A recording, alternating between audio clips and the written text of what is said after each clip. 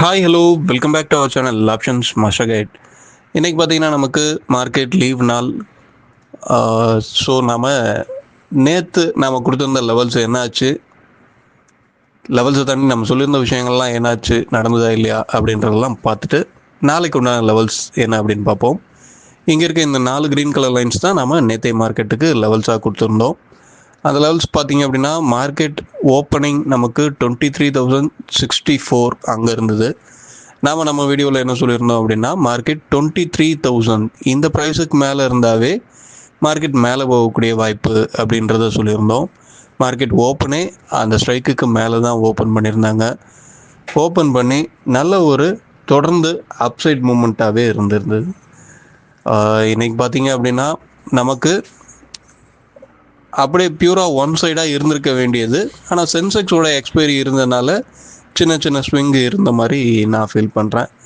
Okay, இருக்கட்டும். நம்ம பார்த்திங்க அப்படின்னா சப்போர்ட் எடுத்தது எல்லாமே கிட்டத்தட்ட நம்ம கொடுத்துருக்க R2 அந்த ஏரியாவில் தான் சப்போர்ட் எடுத்திருக்காங்க. மார்க்கெட் முடிகிறதும் கிட்டத்தட்ட அந்த ரேஞ்சில் தான் முடிஞ்சிருக்கு. இப்போ நாளைக்கு என்ன நடக்க வாய்ப்பு அப்படின்றத அடுத்து பார்ப்போம். அடுத்த வாரத்தில் நமக்கு 2 நாள் லீவ் இருக்குது. செவ்வாய்க்கிழமையும் லீவு. செவ்வாய்க்கிழமை லீவ் அப்படின்றனால எக்ஸ்பைரி நமக்கு திங்கக்கிழமையே இருக்க போகுது. அதுக்கடுத்து வெள்ளிக்கிழமையும் லீவாக வருது. அடுத்த வெள்ளிக்கிழமை குட் ஃப்ரைடேக்காக. ஸோ நாளையோட இந்த வாரம் முடிஞ்சு அடுத்த வாரத்தில் 3 நாள் மட்டுமே ஒர்க்கிங் டே இருக்க போகுது மார்க்கெட்டுக்கு. ஓகே, நாளைக்கு என்ன நடக்க வாய்ப்பு அப்படின்றதையும் அடுத்து பார்ப்போம்.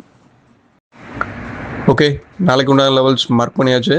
என்ன அப்படின்னா 23,803, 23,551, 23,004, 23,048, 22,796 இதுதான் நம்ம நாளைக்கு உண்டான லெவல்ஸாக எடுத்திருக்கோம்.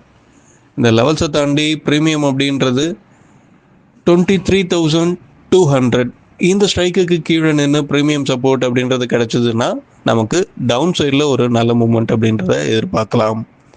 அதே மாதிரி 23,400 இந்த ஸ்ட்ரைக்குக்கு மேலே நின்று ப்ரீமியம் சப்போர்ட் அப்படின்றது கிடச்சதுன்னா நல்ல ஒரு மூமெண்ட் அப்படின்றத எதிர்பார்க்கலாம்.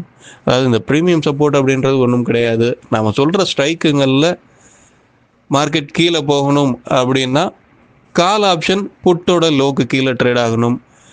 மேலே போகணும் அப்படின்னா புட் ஆப்ஷன் காலோட லோக்கு கீழே ட்ரேட் ஆகணும். இதுக்கு அடுத்து ஒரு பாதியை சொல்லியிருக்கேன். இன்னொரு பாதியில் அப்போ என்ன நடக்கணும் அப்படின்றத உங்களோட தொடர் ஆய்வில் எடுத்துகிட்டு வாங்க. கண்டிப்பாக இந்த ஒரு விஷயம் நடந்தது அப்படின்னா மார்க்கெட் அதோட ட்ரெண்டை திருப்புறதுக்கும் கண்டினியூ பண்ணுறதுக்கும் உண்டான விஷயங்கள் எல்லாமே நடக்கும். இந்த ஸ்பாட்டை நம்மளால் பை செல் பண்ண முடியாது.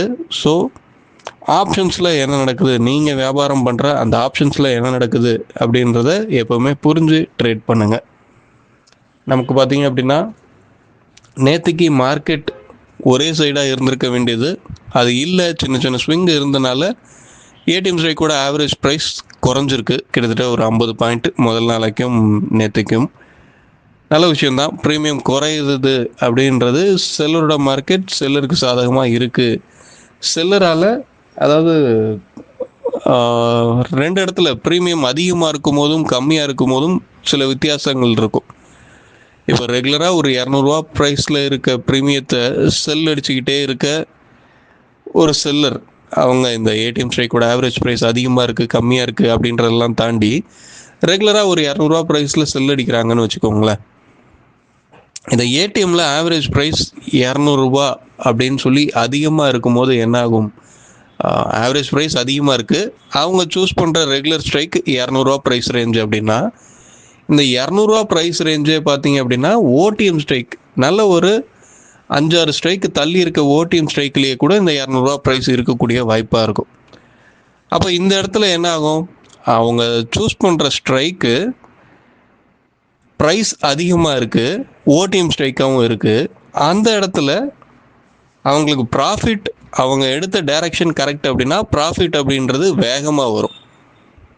ஸோ வேகமாக ஒரு ப்ராஃபிட் வந்துருச்சு அப்படின்னா தொடர்ந்து அதை அவங்க ஹோல்ட் பண்ணணும் அப்படின்னு சொல்லி அவசியம் கிடையாது.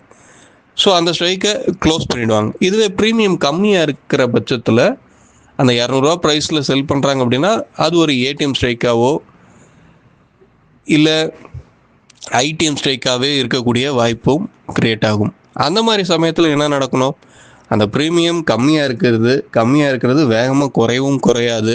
எக்ஸ்பைரி டே மட்டும் எடுத்துகிட்டு போக வேண்டிய சூழல் அங்கே க்ரியேட் ஆகும். ஸோ மார்க்கெட்டில் ஒரு பொசிஷனை எடுத்து ஹோல்ட் பண்ணுறதும் எடுத்து க்ளோஸ் பண்ணுறதுக்கும் வித்தியாசம் இருக்குது. இந்த மாதிரியான விஷயங்கள் நடக்கும்போது எடுத்து அவங்க க்ளோஸ் பண்ணிகிட்டு இருக்க பட்சத்தில் மார்க்கெட்டில் வாலடைல் அப்படின்றது க்ரியேட் ஆகும். ஸோ இந்த ப்ரீமியம் அதிகமாக இருக்கும்போது க்ரியேட் ஆகிற வாலடைல் பின்னாடி இருக்க லாஜிக் இதுதான். இதெல்லாம் புரிஞ்சுக்கோங்க. இதெல்லாம் ஆப்ஷன்ஸில் ப்ரீமியத்தை மட்டுமே பேஸ் பண்ணி என்ன நடக்குது அப்படின்றத நீங்கள் மார்க்கெட்டை பார்க்குற பட்சத்தில், அந்த கண்ணோட்டத்தில் மார்க்கெட்டை பார்த்தீங்க அப்படின்னா உங்களால் நிறைய விஷயங்களை புரிஞ்சிக்க முடியும். ஓகேவா? இப்போ நமக்கு திங்கட்கிழமை எக்ஸ்பைரி டே அப்படின்றனால நாளைக்கு ஒரு நாள் ஒர்க்கிங் டே இருக்குது, திங்கட்கிழமை ஒரு நாள். இந்த 2 நாளில் ஏடிஎம் ஸ்ட்ரைக்கோட ஆவரேஜ் ப்ரைஸ் 275 பாயிண்ட் இருக்குது அப்படின்னா இதில் அதிகபட்சமாக 24 பாயிண்ட் தான் வைக்க முடியும். இந்த ஆவரேஜ் ப்ரைஸு 24 கூட கிடையாது, அதுலேயும் அதை விட கம்மியாக தான் வச்சாகணும். மீதி இருக்க அப்போ 250 பாயிண்ட்டை அடுத்த 2 நாளில் கரைக்கணும். இந்த 2 நாளில் ஒரே இடத்துல மார்க்கெட்டை ஒரு சைட்வேஸ்குள்ளேயே வச்சு மார்க்கெட்டை கரைக்க முடியாது. வேகமான மூமெண்ட் கொடுத்தாதான் ப்ரீமியம் அப்படின்றது கரையும். வேகமான மூமெண்ட் ஒரே சைடில் இருந்தது அப்படின்னாலும் ப்ரீமியம் கரையக்கூடிய வாய்ப்பு குறைஞ்சிரும். ஸோ மேலே கீழே அப்படின்னு சொல்லி வாலட்டை இருக்கக்கூடிய வாய்ப்பு கண்டிப்பாகவே இருக்குது. என்ன நடக்குது அப்படின்றத பாருங்கள். இந்த ப்ரீமியம் அதிகமாக இருக்கும்போது முடிந்த வரையும் ஒரு லோ ப்ரைஸில் பை பண்ண பாருங்கள். அந்த லோ ப்ரைஸ் அப்படின்றது மார்க்கெட் தொடர்ந்து மேலே வந்துக்கிட்டு இருக்கும்போது நான் புட்டை பை பண்ணுறேன், இல்லை கீழே வந்துக்கிட்டு இருக்கும்போது காலை பை பண்ணுறேன் அப்படின்னு சொல்லி 2 பக்கமும் பார்த்துக்கிட்டு இருக்கிறது சரியான விஷயமா நடக்காது. எல்லா டைமும் அந்த விஷயம் சரியாக அமைஞ்சிடாது. உங்களுக்கு மார்க்கெட்டோட ட்ரெண்ட் என்ன அப்படின்றத கண்டுபிடிக்க தெரியணும். என்ன நடந்தால் ட்ரெண்ட் ரிவர்சல் அப்படின்றத கண்டுபிடிக்க தெரியணும்.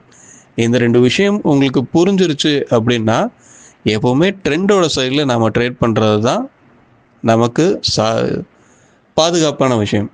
ஸோ ட்ரெண்ட் என்ன நடந்தால் ட்ரெண்ட் ரிவர்சல், அப்போ என்ன நடந்தால் நாம் ட்ரெண்டு கூட எந்த மாதிரி ட்ராவல் பண்ணணும் இப்படின்ற விஷயங்கள்லாம் புரிஞ்சு அந்த ட்ரெண்டு சைடில் ஒரு ரிவர்சல் ட்ரேட் அப்படின்றது, அதாவது கால் ட்ரெண்டு தான் அப்படின்றத நீங்கள் முடிவு பண்ணிட்டீங்க அப்படின்னா மார்க்கெட் கீழே இறங்கும் போது காலை பை பண்ணக்கூடிய வாய்ப்பை நீங்கள் பார்க்கணும். இந்த மாதிரி ட்ரெண்டோடு ட்ராவல் பண்ணுங்கள். ட்ரெண்டோடு ட்ராவல் பண்ணும்போது கேபிட்டலை இன்னும் கொஞ்சம் சேஃபாக வச்சுக்கக்கூடிய வாய்ப்பு க்ரியேட் ஆகும். ஓகே, கொஞ்சம் லென்த்தாகவே போயிட்டு போல.